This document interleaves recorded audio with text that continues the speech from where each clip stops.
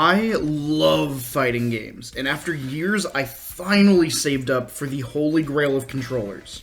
A Hitbox. Why? What'd you think I was saving up for? Not this one, granted. I don't have the money for an official one. Those are like $250, but I got a Hitbox all the same. Now, these things aren't actually the be-all, end-all, but growing up playing saxophone, I've always wanted to try one of these things. They're always so cool looking, and they remind me of the actual hand placement of a saxophone and alto or a bari. And so a few months ago, I committed to getting one. But now that it's in my hands, I don't really know where to start. There are guides that teach you how to use these things, and a lot of them are really well done, but they're kind of out there for what I'm looking for, if you catch my drift. More often than not, Hitbox guides are either combo route or advanced tech beyond what a casual or even a good player would practically be doing. Don't get me wrong, I love this content, but I'm looking for something way closer to the skill floor. I may have been playing fighting games casually for about 20 years, but I've never played on something like this before. So today, I'm going to give you my base level tips for picking up Hitbox on a casual level after playing on it for about 2 weeks to a month. We're going to give you some base level tips for picking up this controller purely on a casual level. So, not talking about shortcuts, I'm not talking about any tech, plinking, no tiger knees, no one frame supers, no instant pressure, nothing like that. We're going to talk about you have the controller in your hands, you know what game you want to play, but you have no idea where to start. So, without further ado, let's get started. So what actually is a Hitbox? If we're going to be teaching you how to use this thing, we should probably start with the controller itself. This is a Hitbox, also called a leverless fight stick. It's called that because it works just like a fight stick you'll see in an arcade. Think something like a Street Fighter, a Guilty Gear cabinet, a Tekken cabinet, something like that, but it has some important differences. The main one being that instead of having one massive stick on your left side, you instead have a set of buttons. Instead of using the big stick, you're going to be using the buttons similarly to if you were using keyboard control on a video game. So instead of using the stick to get your inputs, you're using these buttons with precise timing to get what you want. So how do you actually use these things? Well, it's pretty simple. Your right hand is going to hover over the buttons on the right. Sometimes these will have a varying number of buttons, but mine has 8.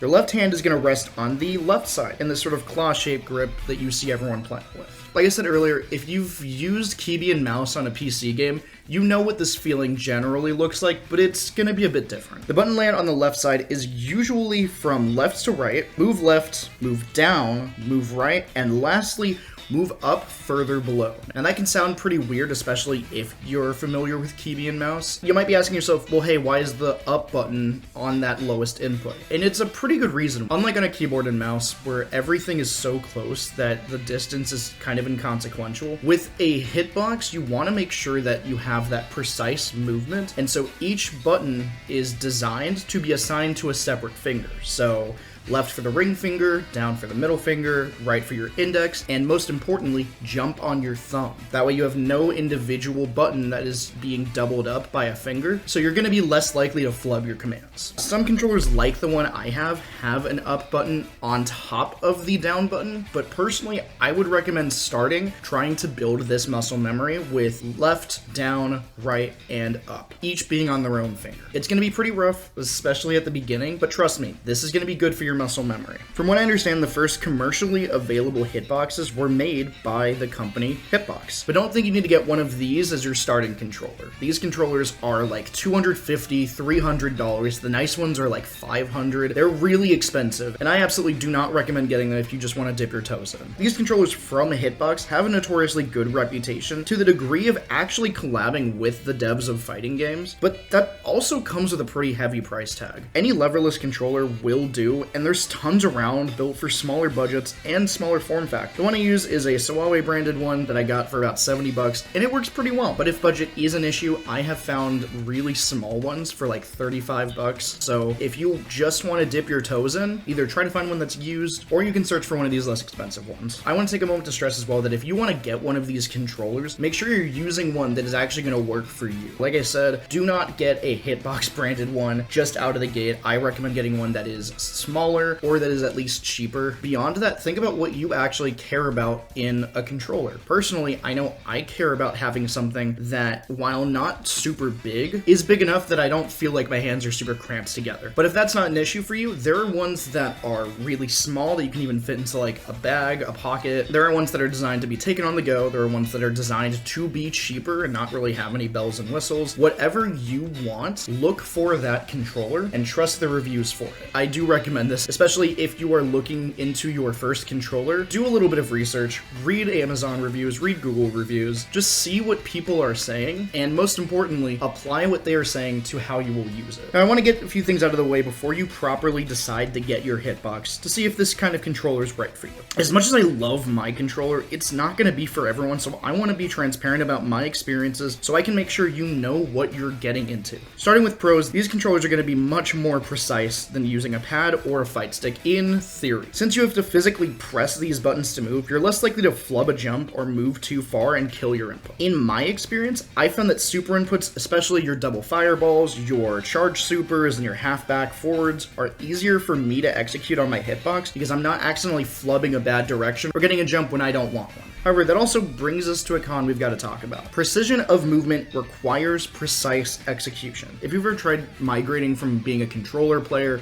to a keyboard one, you probably know what I'm about to say. The biggest boon with using a Hitbox, same thing with keyboard and mouse, is that you have such precise input that flubbing directions and getting bad inputs should be theoretically less likely. However, learning the muscle memory to get to that point is also going to be its own journey. It is a massive learning curve to pick up this controller, and you probably have an understanding of why. Especially if you're using a console controller, you know that most of your hand dexterity is in your thumbs, especially with like stick movement, with your D-pad stuff, your face buttons. Occasionally you get some index finger actions with your bumpers or if you need to claw grip something, but the majority of what you're using is palm dexterity and thumbs. So transitioning to something where you need to use every single finger on your hand basically can be a pretty big adjustment. Whether you're a casual player like myself or you're actively competing, it is undeniable that you're gonna have to relearn some shit. It's just gonna happen. Your character, if you return to them on Hitbox versus a pad versus a fight stick, it will be more difficult. The rest of your hands are gonna have to learn to pick up the slack. In my experience, while super inputs are much more consistent for me, combos and special moves are way harder to execute on from a base level. Especially a game like Street Fighter where light, medium, and heavy inputs matter, it's pretty hard to get my hands to do and stop flowcharting the most basic inputs, and I've panic flubbed special moves more times than I can count. Lastly, while leverless controllers allow for more precise play with insane tech like plinking and frame supers, it is not gonna carry you in a tournament. I want to make that very clear. People think that for some reason Hitbox is this all-encompassing cheater controller, something that should be banned in controllers, and it is something that companies like Arxis and like Capcom should not be supporting. And I want to just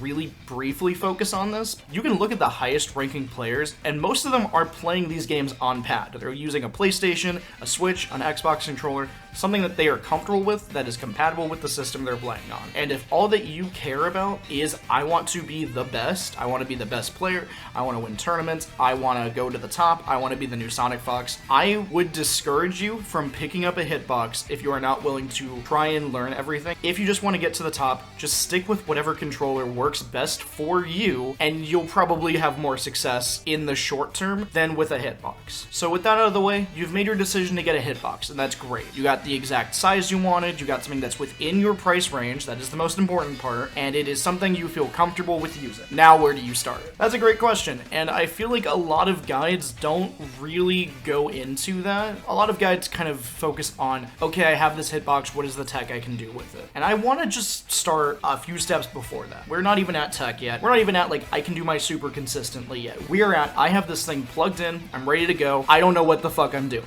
So what the fuck do you do? Well, most people will tell you to just go into training mode and start labbing. And while I don't disagree with that, I also don't think that's going to be the best for everyone. Yes, people who are already knowledgeable about fighting games and how training modes work are going to be set to go, but not everyone's that experienced. This is a bit of a hot take, but I don't think training mode is actually as simple to use as people like to think it is. A lot of competitors assume that because they put so much time into training mode, it feels really intuitive. And I want to make it perfectly clear, that shit is not true. Like, I have been playing fighting games for about 20 years on purely a casual level, and I know what, dummy settings are. I know about recording and resetting and checking frame data, but the average or casual player either won't know what any of that is, or they won't even know how to use it effectively. I also feel the same way about combo trials. I think that they're a really good learning tool in isolation. I think they're great for actually teaching what a combo route for a character can be. However, I don't know that I think they're super practical. A lot of the times when I'm doing a combo trial, it's so that I can learn what a character's actual buttons look like and have some form of progression through that instead of just doing it in training mode. And personally, again, at a casual level, I have rarely, if ever, used something I've seen in a combo trial in an in-game match and found major success with it, because that's not where I'm at. Of course, that's not going to be the same thing for everyone. I know most players who are, you know, a silver, a gold, a platinum, these are going to be really important to them, but they're just not for me, because that's not the point of this game that I'm at. And that's not the point of the game where most people who would be brand new to this would also be at. Personally, I do not see that much success with training mode, and there's a couple of reasons for that. Firstly, I have really bad ADHD, and I cannot just grind at something in an understimulating environment. I cannot stand the grid. I cannot stand just doing something to character and like resetting it and doing something over and over and over again.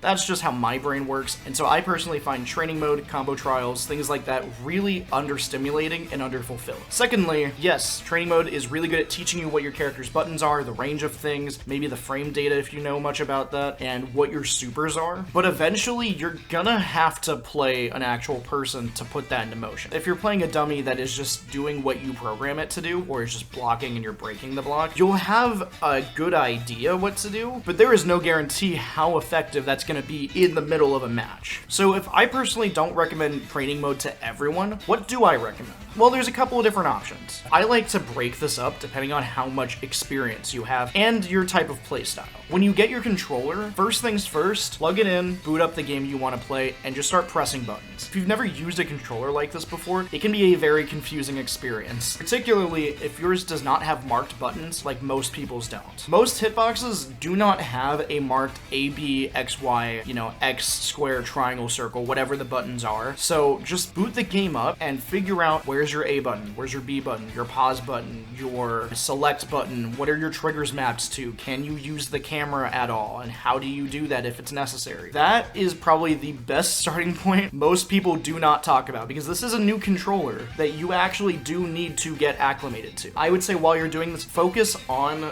using individual buttons or rows of buttons per finger. So leftmost, you use your index finger and your middle finger, ring, etc., etc. That way, as you are learning how the controller works, you're also building just a little bit of muscle memory at the same time. Secondly, make sure all of your buttons are in a place that makes sense for you. Most games you can absolutely remap the controllers to whatever you want. Personally, my controller auto-paired all of my punches in Street Fighter 6 and my kicks to the bottom row for punches and the top row for kicks, and going from a console controller where the punches are in the top row, kicks are in the bottom, that was absolutely not going to fly for me. So I just went into the settings, flipped all of them, and I had a much better time. It was very confusing. If you have played your game of choice before, if it's not a first game for you, pick a character you're familiar with and get a chance to re-familiarize yourself with them. I would say pick your favorite character, the character that you want to put the most time into, but I have also seen people say that picking a new character made it a better learning experience for them because they didn't have to fight a bunch of old muscle memory. Do whatever works best in your specific context. Personally, I just picked Terry because he's the character I've been maining. He's got really basic controls. His supers are all fireballs, so I knew that I was at least gonna have a decent starting point. But if you want to pick a new character and learn from the ground up, or you want to re-familiarize yourself, just whatever works best for you. Try to figure out what you want to do with your character. Try to remember what your B&Bs are, what your movement is. I'm using Street Fighter 6 as an example because Elena's coming out and I'm just kind of getting obsessed with that game a little bit. But make sure that your universal mechanics, your throws, your parry, your drive rush, your drive impact, you're starting to build muscle memory for those buttons. Then once you feel comfortable, you can move on from training mode and start actually learning in practice. Now, there are a couple different ways you can do this. I recommend, especially if you are a brand new player, doing the story mode or doing the arcade mode. Most fighting game story modes are designed to teach you how to play the game. NetherRealm with Injustice and Mortal Kombat are really famous for this. They are pretty much letting you pick almost every character. It's a pretty great way of like teaching the mechanics without feeling super hand-holdy. If you have Street Fighter 6 like I do, absolutely try World Tour out. World Tour is the single player mode for Street Fighter 6. It was a huge part of the marketing. You actually get to make your own custom character, including special moves, physical descriptions, and you can basically just go through an entire like separate video game's worth of content in this game. It's really cool. It's also explicitly designed to teach beginners the basics of what this game is, of how it works, how it controls. It drip feeds you a lot of the universal mechanics, things like your drive parry, your drive rush, or drive impact. So if you have a bit more experience with the game, it might be kind of jarring, but if you're brand new to this game, you're going to be drip fed the mechanics in a way that's less overwhelming. Secondarily, all of those inputs that are super difficult for new players, your fireballs, your half circles, especially your shoryukens and your full circles, there are mini games that will teach you exactly how to do these inputs so that you can actually learn not only how to play the game, but you can also refamiliarize yourself with what that feels like on a hitbox if you actually do know these inputs. This is like not even an ad or anything. I just really like Street Fighter 6's World Tour as a teaching tool. Like, no one played it when it came out because everyone just wanted to get to master, but I think it gives you exactly what you need to know as you are playing. But you do your story mode, you do your arcade mode, get your arcade ending, just being able to pick up the basics, know what your movement is, especially if you do something like your World Tour, you will come out the other end of it at least a little bit more prepared.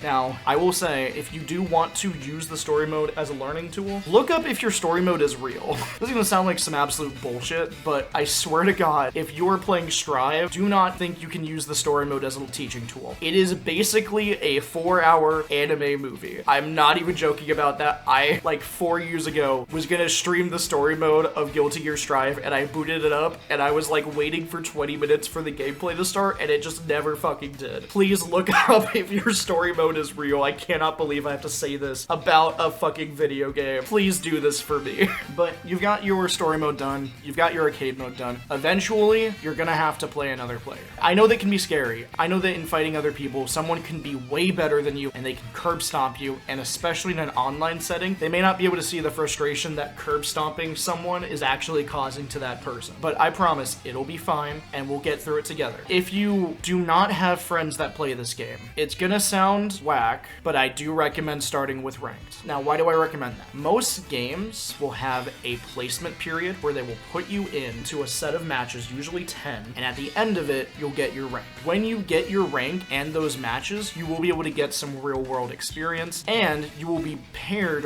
with players that are of your same skill level. Now, you may be asking, what about unranked? I personally really like unranked because you can pretty much do an unlimited number of sets, but you are also not being matched by your rank. So you're much more likely to get paired up with someone who is either way higher or alternatively way lower than your skill level. So if you can stomach it, I recommend doing ranked mode, doing a couple of games. If you get tilted, take a break. That's fine. If you end up steamrolling, climb that ladder, baby. But I know there's a lot of anxiety surrounding playing other people, especially surrounding playing ranked. So if you are tired of playing with your fighting game, or you don't want to do the story mode, the arcade mode, you're sick of them, you've done them like 5 times over, you don't have anyone available for casual sets, don't want to get blown out in an unranked lobby, or you don't want to get knocked all the way down to the floor in a ranked lobby, how do I learn if I don't play the game? Well, play literally anything else. I personally have not seen people really discuss this that much, but your Hitbox controller is a video game controller. It's not just a fighting game controller. So if you want to teach yourself the muscle memory, you want to teach yourself execution in practice, how to play a game, just play something you're familiar with on the Hitbox. It should work just fine. I have gotten it to work with Balatro, old school Final Fantasy games, the Pokemon games. I've gotten it to work with PS2 games, PS1 games, whatever you want to play, try playing it on the Hitbox. You'll build that same muscle memory. Even though it's not a fighting game muscle memory you're building, you're still building something so that you can potentially play this controller without having to look down at it every now and then.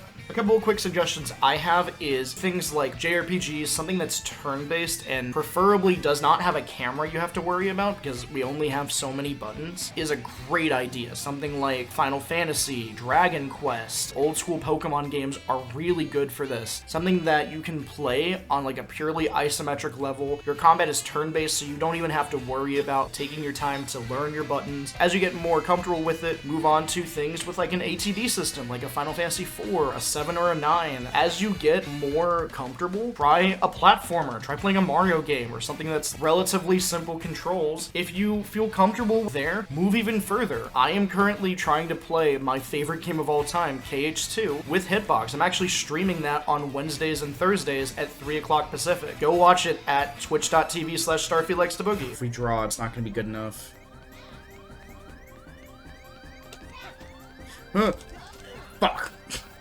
Just because your controller is meant for a fighting game does not mean that it is purely a fighting game control. I'd say overall the Hitbox is a fun controller, and while it's not for everyone, it's easily becoming my favorite way to play fighting games. Now again, I am nowhere near an advanced player. I think I would probably call myself a casual or very lightly intermediate player at best, but the point is I am having fun with this controller despite having to relearn everything because I like the idea behind this control scheme. However, do not think that just because you are learning Hitbox means that you should abandon your pad or your fight stick. Do not do that. It's going to be important to go back to the base controller you're using, both to alleviate strain from the muscles that have pretty much gone underused before, but also to refamiliarize yourself and see what you liked on controller that you can translate back to your Hitbox. When you switch to the Hitbox, I recommend this. Do not go cold turkey. You will see me, especially games that I'm not actively trying to learn. I am still playing on my Pro controller, and I would recommend if you have a rough night at work and you want to play the game, but you just don't want to play on the Hitbox, the controller you don't have that experience with, just grab your regular controller. It'll be fine. If you do decide to pick up the Hitbox, remember to take it slow and more importantly, take it easy on yourself. It's going to take time to build muscle memory and also just build up muscle for the rest of your hand. You're going to have a lot of shit to relearn. So just remember, take breaks if you get tilted and don't be afraid to go back to your old controller every now and then. There's nothing wrong with using things like story and arcade modes and CPU fights as you're learning, but if you get bored, try using it as a regular controller. Remember, whatever works best for you, whichever way you like to learn, do whatever you get the most out of. Do whatever it is that'll get you playing the game. If you ever feel frustrated, just remember how it felt to do a quick time event on a new console for the first time. Just learning that control scheme that is now muscle memory for most people. And just remember that at the end of the day, even if it takes a moment, even if you have to relearn some shit, you'll be fine.